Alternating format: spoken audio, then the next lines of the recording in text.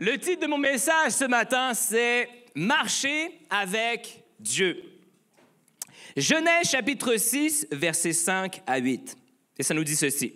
« L'Éternel vit que les hommes faisaient de plus en plus de mal sur la terre. À longueur de journée, leur cœur ne concevait que le mal. Alors l'Éternel eut des regrets au sujet de l'homme qu'il avait fait sur la terre. Il en eut le cœur affligé.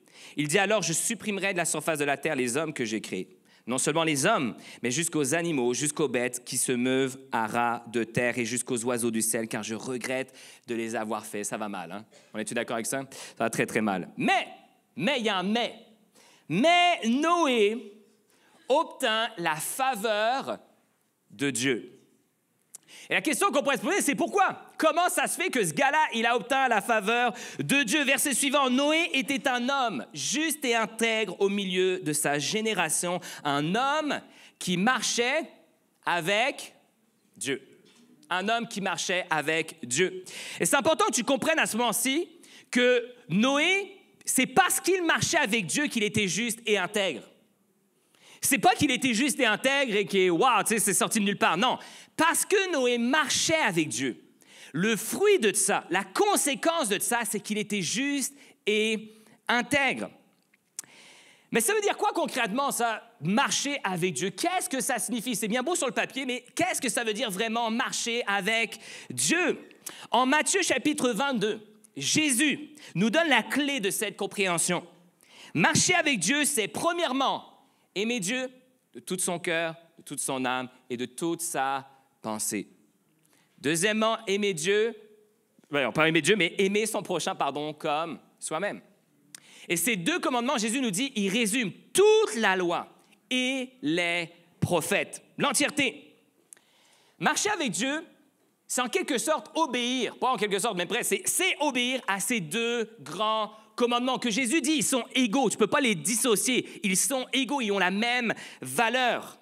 Une obéissance qui s'enracine dans l'amour, pas juste parce qu'il faut que tu le fasses, ça s'enracine dans l'amour, conscient de l'amour de Dieu pour toi. Maintenant, comment aimer Dieu?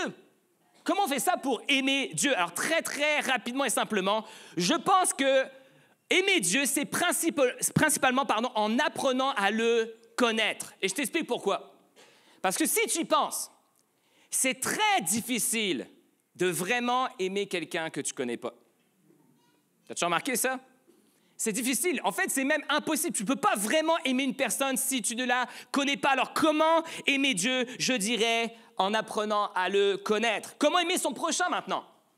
C'est justement le sujet que j'aimerais qu'on regarde ensemble ce matin. Et pour ça, on va regarder dans l'évangile de Luc au chapitre 10, l'une des célèbres paraboles de Jésus qui est la parabole du bon Samaritain.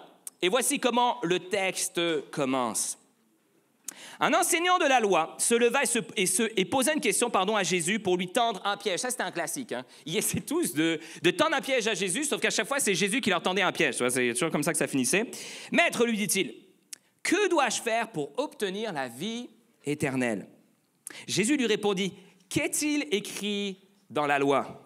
Comment la comprends-tu? » Il lui répondit, « Tu aimeras le Seigneur ton Dieu de tout ton cœur, de toute ton âme, de toute ton énergie, de toute ta pensée, et ton prochain comme toi-même. » « Tu as bien répondu, lui dit Jésus. Fais cela et tu auras la vie. » Là, tu vois un bel écho justement à Matthieu chapitre 22, sauf qu'en Luc, le texte continue.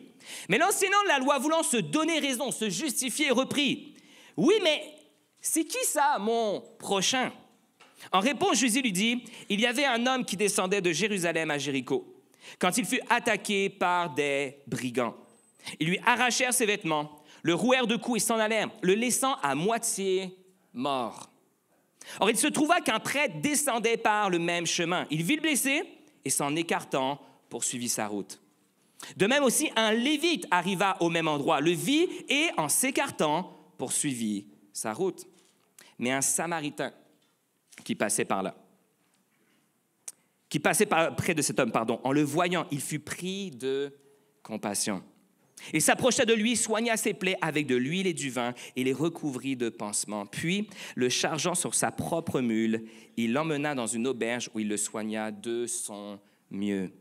Le lendemain, il sortit 2 pièces d'argent, les remit à l'aubergiste et lui dit, « Prends soin de cet homme et tout ce que tu auras dépensé en plus, je te le rembourserai moi-même quand je repasserai. » Et Jésus ajouta, « À ton avis, lequel des 3 s'est montré le prochain de l'homme qui avait été victime des brigands? » « C'est celui qui a eu compassion de lui, lui répondit l'enseignant de la loi. »« Eh bien, va, agis de même, lui dit Jésus. » Question de fond.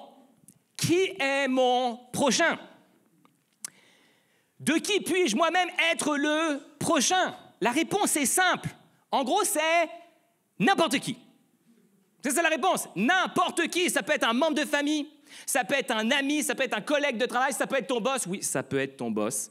C'est vrai. C'est vrai. Ça peut être ton boss. Ça peut être aussi un passant dans la rue. Ça peut même être ton ennemi. Alors, je sais qu'ici, là, en 2024, le mot « ennemi », c'est un petit peu too much pour nous. Hein, surtout dans une société où tout le monde, il est gentil, tout le monde, il est sympa. Dans ce genre de société-là, le terme d'ennemi, il est un petit peu awkward. Donc, pense simplement en ce moment à quelqu'un qui te gosse en ce moment. Tu vois, fais juste penser à quelqu'un qui te gosse. OK? C'est le genre de personne que, très clairement, fait partie de ta vie, mais si tu pouvais t'en défaire volontiers, tu le ferais. Ça y est, tu as une image mentale? Tu y penses à cette personne? Eh bien, je te présente ton ennemi. Eh bien, même lui, c'est ton prochain, imagine. Et si je me fie à l'enseignement de Jésus, surtout lui, c'est terrible, hein? Surtout lui, c'est ton prochain. Eh oui. De quelle manière serions-nous différents des autres si nous aimions seulement ceux qui nous aiment ou ceux qui sont faciles à aimer? C'est quoi qui nous rendrait différents? Et puis Jésus, il met ça très clair dans un autre de ses enseignements dans l'évangile de Luc, un petit peu plus tôt, dans Luc chapitre 6, versets 27 à 36. Et là, il parle à tous ceux et celles qui veulent le suivre, tous ceux et celles qui veulent marcher avec lui. Et voici ce qu'il dit. Premièrement, en partant, aimez vos ennemis.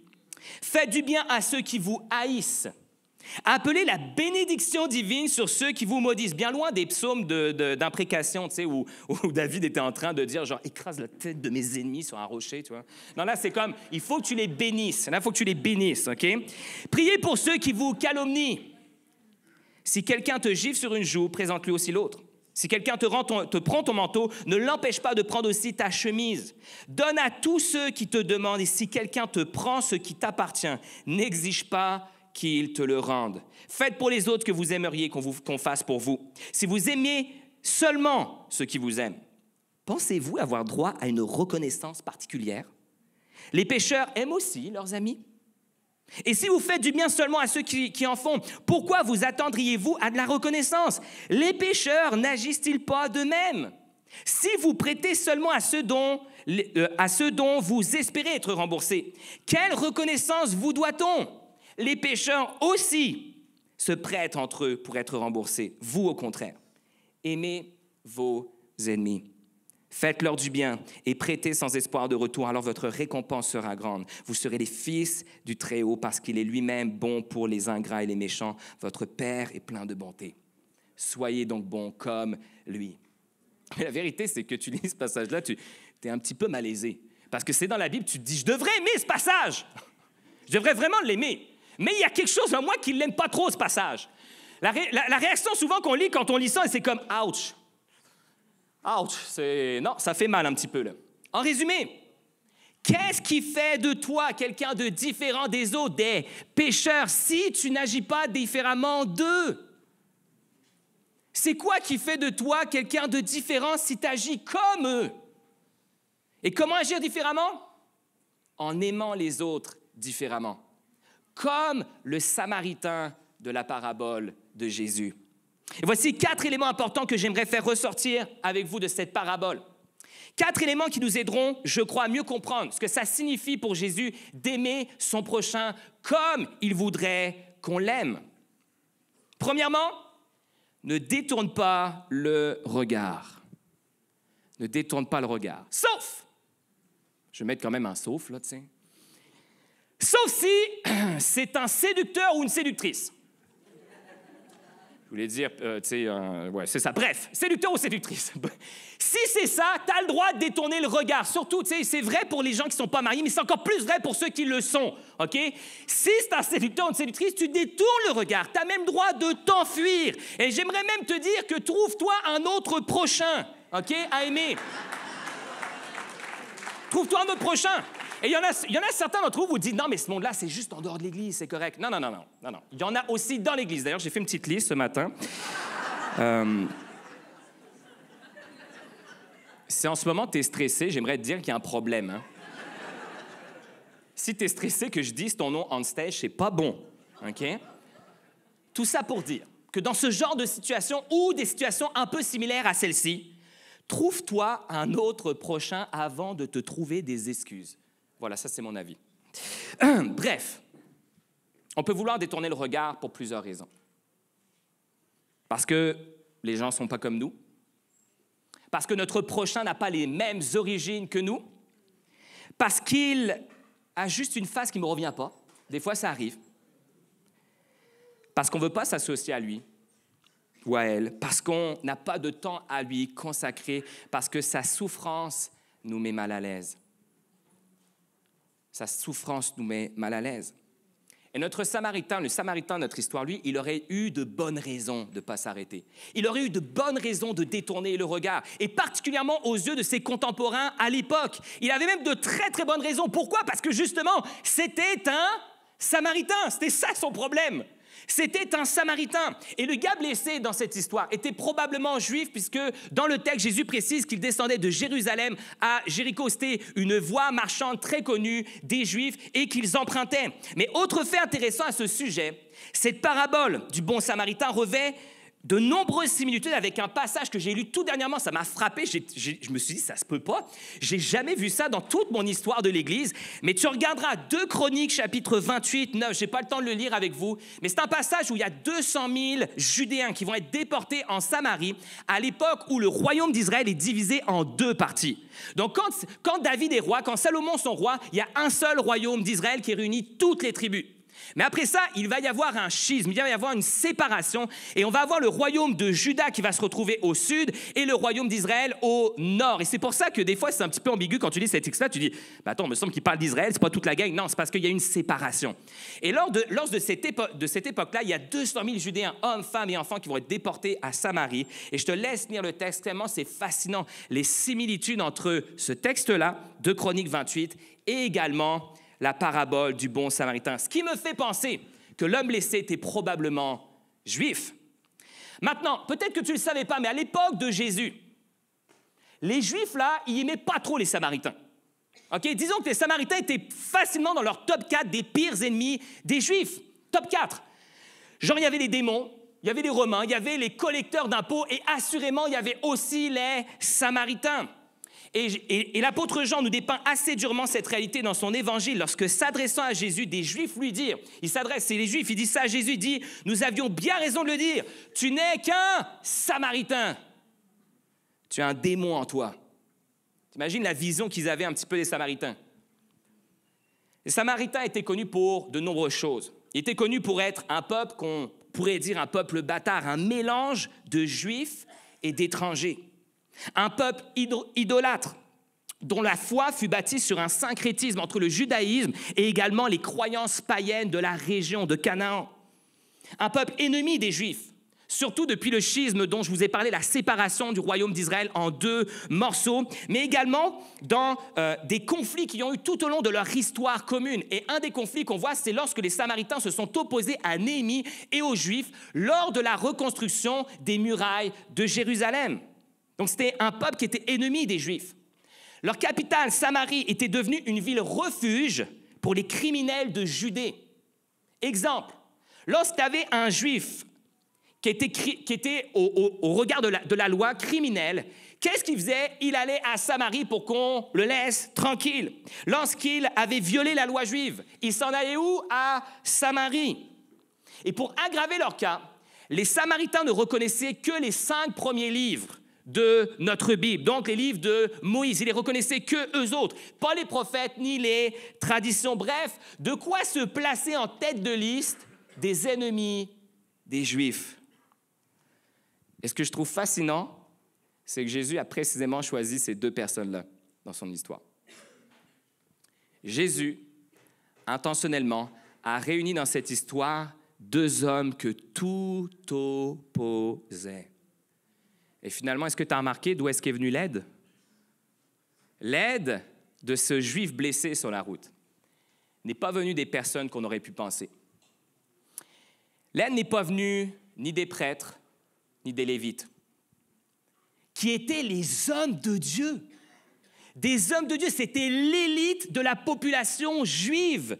Si tu pensais à l'élite, tu pensais à eux. Et eux, ils auraient dû porter secours à un homme blessé, encore plus un homme de leur propre peuple.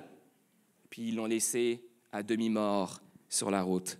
Non, l'aide est survenue de celui que nous n'aurions jamais pu espérer. Un Samaritain qui passait par là et qui, face à la souffrance de cet homme laissé à demi-mort sur la route, a été ému de compassion. Son regard s'est posé sur lui. Il n'a pas détourné le regard. Son regard s'est posé sur lui. Il a été ému de compassion et ça l'a amené à agir et à aimer cet homme en action. Premièrement, ne détourne pas le regard, sauf dans les cas que je vous ai dit tantôt. Deuxièmement, aie la souplesse de modifier ton itinéraire. On est-tu pressé dans la vie? Hein? On est-tu pressé? On est-tu occupé dans la vie? Moi, le premier, je ne fais pas exception.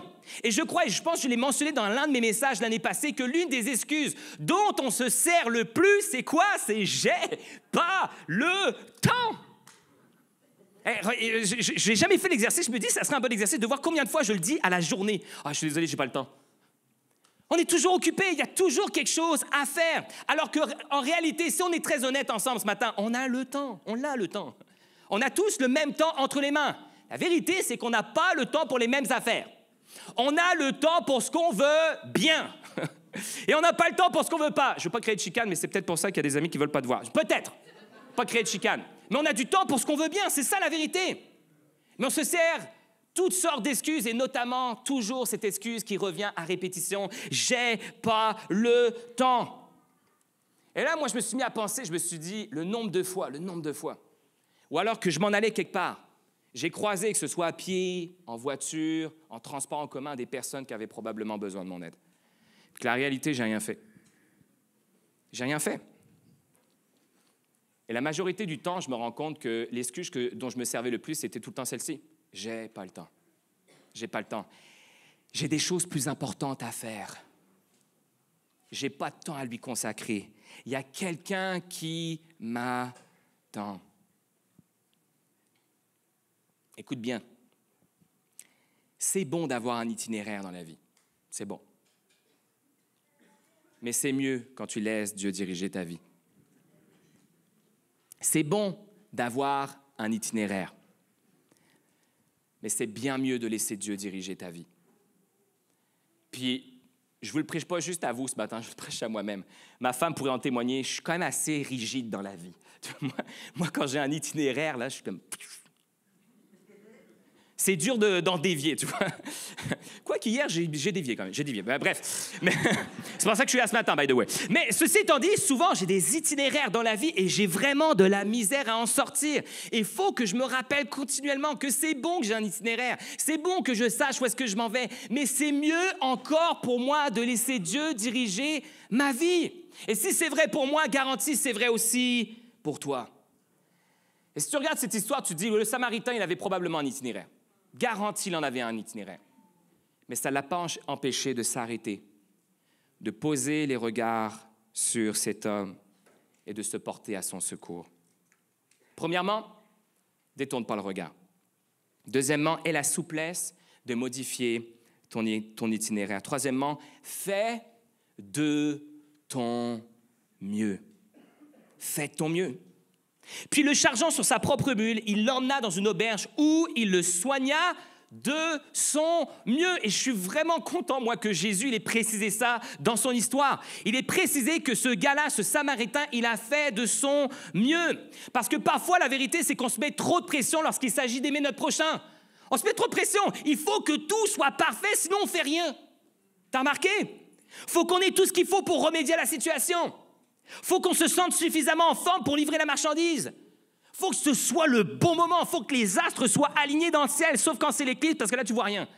Mais mis à part ce cas-là, OK, faut que les astres soient liés dans le ciel, sinon je fais rien. Mais notre Samaritain, lui, il a fait avec ce qu'il avait. Et il a fait du mieux qu'il pouvait.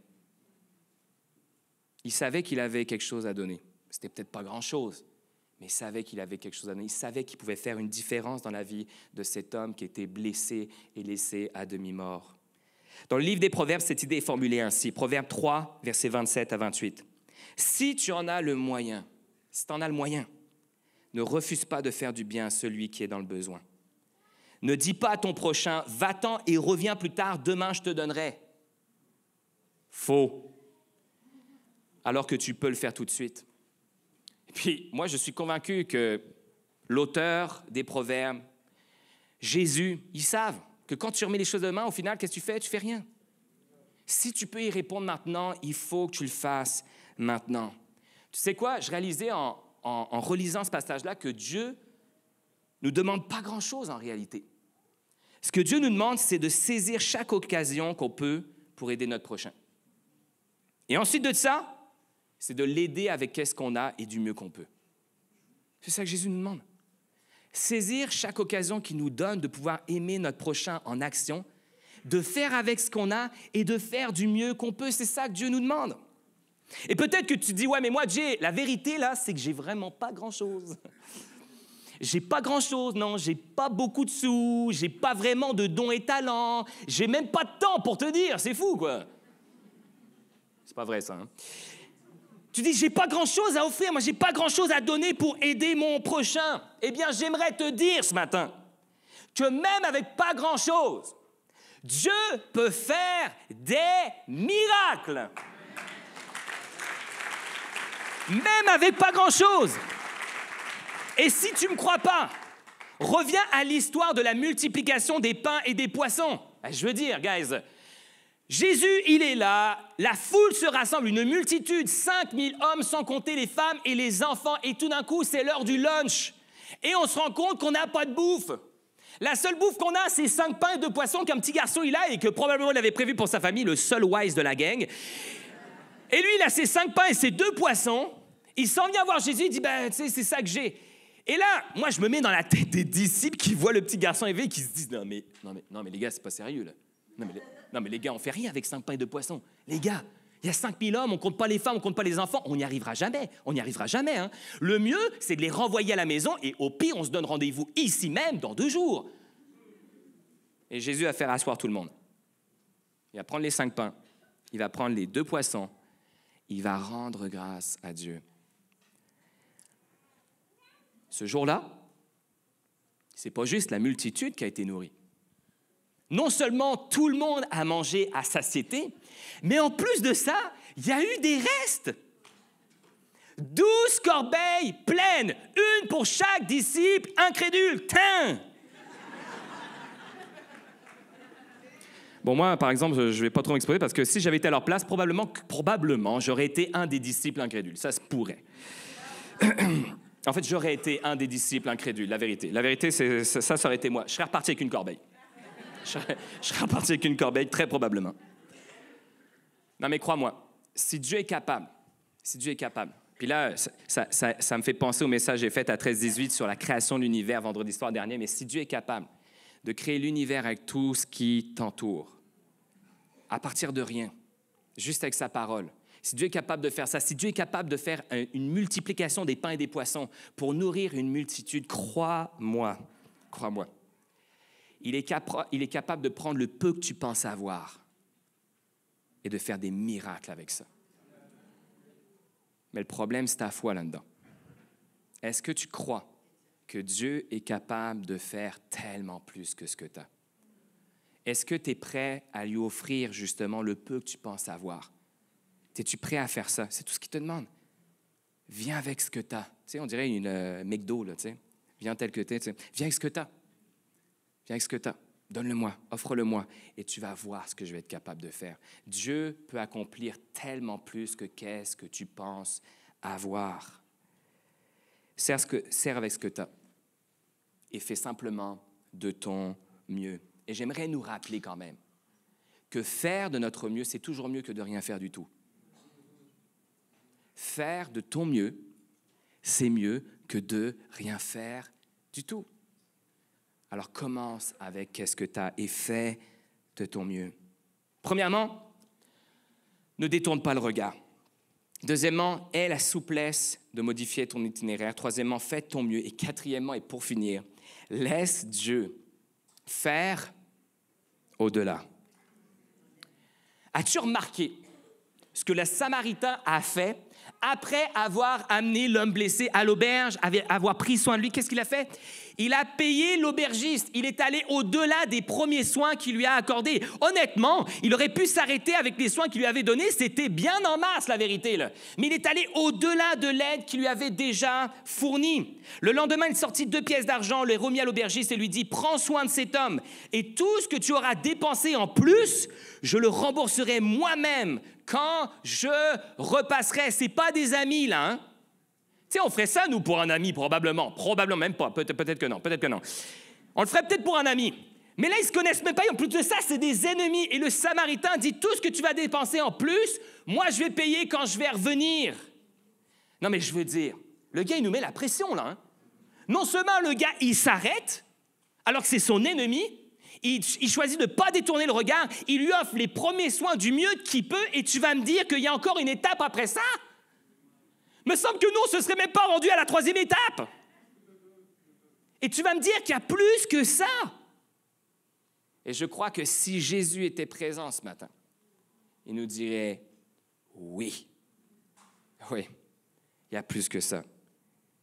Jésus nous dirait un truc qui ressemblerait à, je peux t'aider à aller encore plus loin, en témoignant un amour extravagant, d'une générosité sans borne qui modélise mon cœur et mon amour pour toi et pour ton prochain. L'apôtre Paul, dans sa lettre aux Romains, va dépeindre d'une manière extraordinaire cet amour extravagant que Dieu a témoigné envers nous par Jésus-Christ. Et j'aimerais vous le lire ce matin. Romains chapitre 5, versets 6 à 8, ça dit ceci. En effet, au moment fixé par Dieu, alors que nous étions encore sans force, Christ est mort pour des pécheurs. À peine accepterait-on de mourir pour un juste. Peut-être que quelqu'un irait-il jusqu'à mourir pour le bien. Mais voici comment Dieu nous montre l'amour qu'il a pour nous. Alors que nous étions encore des pécheurs, Christ est mort pour nous. Je ne sais pas si tu l'as déjà réalisé, mais lorsque Jésus a pris la décision d'aller sur la croix, lorsque Jésus a pris la décision de se donner pour toi, tu n'étais pas réconcilié encore avec lui. Quand Jésus a pris la décision d'aller sur la croix, tu étais encore un ennemi de Dieu. Tu étais encore son ennemi. Tout ce que tu méritais, là, ce n'était pas son pardon. C'était clairement pas son sacrifice. Tout ce que tu méritais, ce que je méritais, c'est la colère de Dieu. Pourtant, Dieu a tant aimé le monde qu'il a donné son Fils unique pour que tous ceux qui placent leur confiance en lui échappent à la perdition et qu'ils aient la vie éternelle. Cet amour, au-delà de toute raison, est non seulement celui que Dieu t'offre, il est non seulement celui que Dieu a manifesté pour toi, mais c'est également celui qu'il veut voir produire en toi un amour extravagant, un amour qui aime ton prochain comme lui t'a aimé. Et ça, là, mes amis, on n'est pas capable tout seul. Tu pourrais vivre une éternité à essayer de poursuivre cet amour extravagant-là. Si tu ne vas pas le chercher en Dieu, tu ne le trouveras jamais. Et si tu ne me crois pas, j'aimerais, pour finir ce message, vous raconter le témoignage d'une femme. Une femme qui a vécu pendant la Seconde Guerre mondiale, qui s'appelle Corrie ten Boom. Peut-être que plusieurs d'entre vous ont déjà entendu son histoire, mais je vais essayer de vous la packager tellement elle est extraordinaire pour essayer de nous faire comprendre que l'amour extravagant de Dieu, ce n'est pas quelque chose que toi, tu peux produire tout seul. C'est quelque chose que Dieu suscite en toi. Corrie est une femme néerlandaise, issue d'une famille chrétienne très croyante. Elle et sa sœur Betsy vivent avec leur père, un horloger veuf, dont la boutique était au rez-de-chaussée de la maison, au niveau de la rue. Ils étaient réputés pour accueillir à bras ouverts toutes les personnes qui passaient par chez eux et qui avaient besoin d'aide. Lorsque la Seconde Guerre mondiale fut déclarée, la famille ten Boom joua un rôle crucial dans la résistance contre les nazis aux Pays-Bas. L'amour qu'ils portaient en eux les incita notamment à aider, à abriter, à nourrir et prendre soin de tous les Juifs qu'ils pouvaient. Mais le 28 février 1944, le pire cauchemar de la famille ten Boom se réalisa lorsque leur maison fut dénoncée à la Gestapo. Les nazis arrêtèrent toute la famille, qui fut alors déportée dans des camps de concentration. Pendant des années, ils vécurent là-bas dans des conditions inhumaines. Le père et la sœur de Corrie moururent dans les camps. Corrie, elle, a survécu. Et en dépit des horreurs qu'elle avait vécues et subies, elle continua d'enseigner le message de foi et d'amour de Dieu, toutes les fois qu'elle le pouvait, de la même manière qu'elle le faisait à l'époque dans les camps, en compagnie de sa sœur Betsy. Un jour, alors qu'elle témoignait de l'amour de Dieu lors d'une messe à Munich, elle fit une rencontre qui a littéralement bouleversé sa vie. Et voici comment elle raconte cette histoire. Je l'aperçus pendant une messe à Munich. C'était le SS qui montait la garde à la porte de la salle des douches au centre de traitement des détenus de Ravensbrück. C'était la première fois que je croisais l'un de nos anciens geôliers. Et j'ai tout revu dans ma tête. La pièce remplie d'hommes qui riaient de nous. Les vêtements empilés, le visage de Betsy pâle de douleur. L'homme vint vers moi tandis que l'église se vidait. Il me salua avec un grand sourire. Je vous suis extrêmement reconnaissant de votre message, Fräulein. Je comprends maintenant qu'il, Dieu, m'a, comme vous dites, lavé de mes péchés. Il me tendait la main et moi, qui avais si souvent prêché aux gens de Blumendal l'importance du pardon, j'étais incapable de la serrer. Je comprends parfaitement que les pensées violentes, vengeresses qui bouillonnaient en moi étaient un péché. Jésus-Christ était mort pour cet homme. Que pouvais-je réclamer de plus? Mon Seigneur Jésus, priai-je alors, pardonne-moi et aide-moi à lui pardonner. J'essayais de sourire. Je fais un effort pour tendre la main. Impossible. Je sentais rien. Pas la moindre étincelle de chaleur ou de charité. Une fois de plus, je murmurais dans ma prière silencieuse, Jésus, je ne peux pas lui pardonner. Je ne peux pas. Donne-moi ton pardon. Enfin, je pus serrer la main tendue vers moi et il se produisit quelque chose d'incroyable. De mon épaule à ma main, tout au long de mon bras, je sentis un courant s'élancer vers lui, tandis que de mon cœur surgissait un amour presque étourdissant pour cet étranger. C'est ainsi que je découvris que la guérison du monde ne dépend pas plus de notre pardon et de notre bonté. Elle dépend en réalité de son pardon, de sa bonté. Lorsqu'il nous commande d'aimer nos ennemis, il nous donne avec cet ordre l'amour même dont nous avons besoin pour lui obéir. Cette femme a témoigné d'un amour au-delà de ce qu'une personne normale est capable de témoigner. Est-ce qu'elle a témoigné cet amour par ses propres forces? Non. Non, elle a réussi à témoigner cet amour par la puissance de l'Esprit de Dieu en elle. Corrie ten Boom est décédée le 15 avril 1983. Et clairement, cette femme n'était pas comme les autres. Est-ce que c'est parce qu'elle était meilleure que les autres? Non.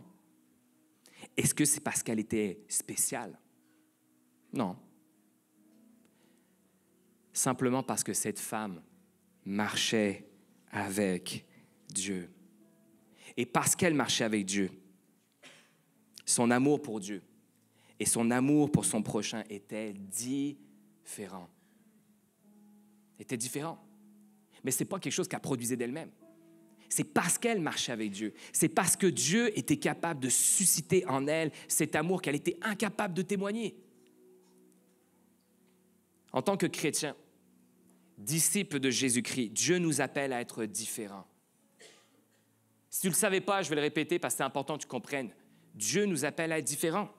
On l'a lu tantôt à travers les paroles de Jésus. Dieu nous appelle à être différents. C'est un fait. On n'est pas appelé à être comme le reste du monde. On est appelé à être différents. Et comment on fait ça? En marchant avec Dieu. On est différent parce qu'on marche avec lui. En l'aimant de tout notre cœur, de toute notre âme et de toute notre pensée. En aimant notre prochain comme nous-mêmes. Tu veux agir différemment? Marche avec Dieu. Tu veux vivre différemment? Marche avec Dieu. Tu veux aimer différemment? Marche avec Dieu. C'est marcher avec Dieu qui nous rend différents. De la même manière que Noé était différent au milieu de sa génération. Pas parce qu'il était spécial, parce que Noé avait pris la décision de marcher avec Dieu et parce qu'il marchait avec lui. Noé était un homme différent. Et ma prière pour chacun d'entre nous ce matin, ça c'est ma prière. Puis j'irais même jusqu'à dire, c'est même une de mes prières de vie, à moi personnellement. Ma prière, c'est qu'on soit comme cet homme, Noé, qu'on soit comme ces hommes, ces femmes qui, à travers la Bible, à travers l'histoire de l'humanité, ont été des personnes différentes, pas parce qu'elles étaient spéciales, mais parce qu'elles avaient pris la décision de marcher avec Dieu et de le laisser transformer leur vie. Et c'est ma prière pour toi ce matin. C'est que tu prennes toi aussi la décision de marcher avec Dieu. Et je te garantis que si tu prends cette décision-là, Dieu va faire au-delà de ce que tu peux imaginer, au-delà de ce que tu peux penser. Yes.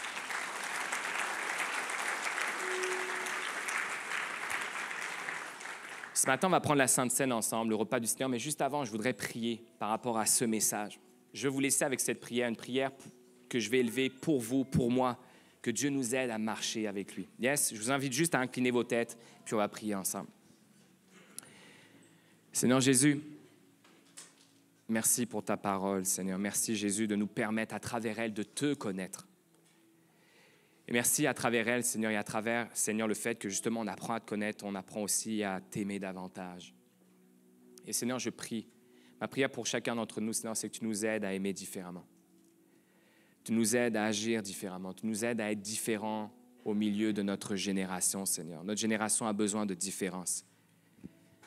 Seigneur, notre génération a besoin de voir un amour véritable, un amour extravagant, celui que tu manifestes, celui que tu représentes. Et Seigneur, nous voulons venir humblement devant toi ce matin pour te dire, Jésus, on n'est pas capable d'aimer les autres comme tu voudrais qu'on les aime. Seigneur, je ne suis pas capable d'aimer mon prochain comme tu voudrais que je l'aime. Je ne suis pas capable de faire ça.